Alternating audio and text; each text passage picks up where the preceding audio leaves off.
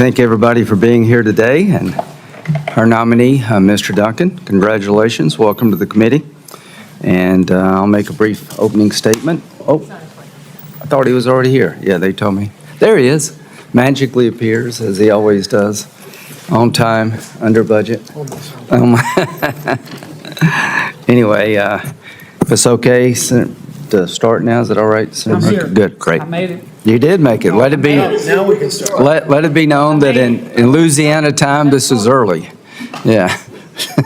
So, anyway, Mr. Duncan was nominated by President Trump to be the Deputy Director of the OMB, as previously held by Dan Bishop, who is now U.S. Attorney for the Middle District, North Carolina.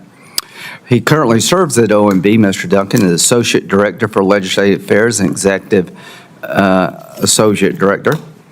He was delegated the duties of OMB Deputy Director not long ago.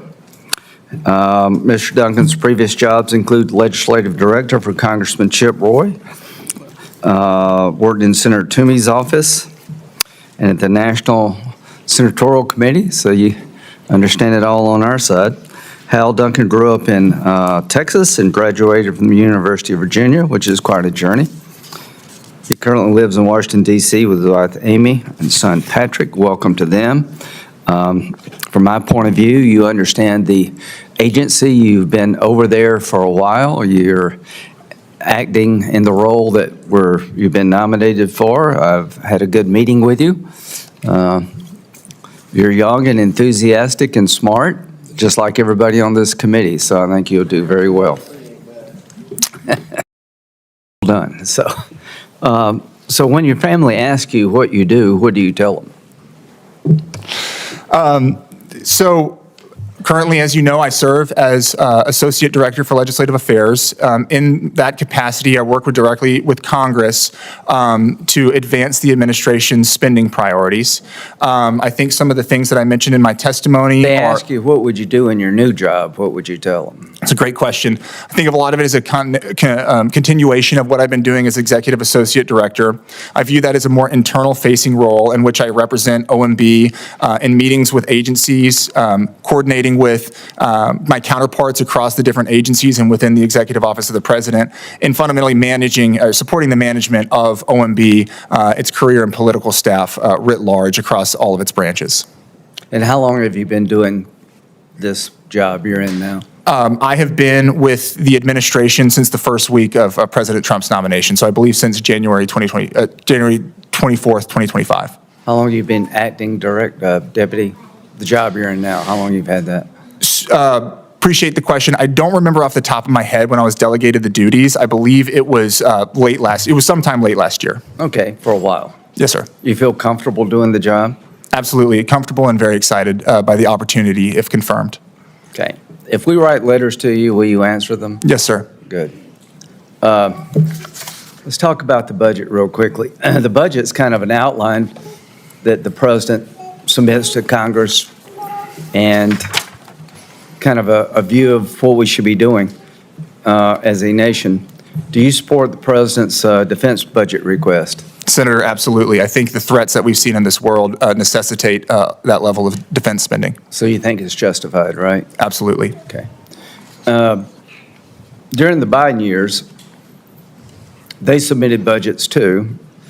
Very few of them were approved as submitted.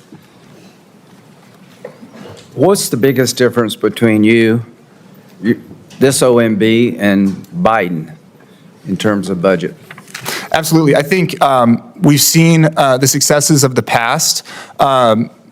Fiscal year 2026, we were able to secure a defense top line of $1 trillion by using both the mandatory and discretionary strategy.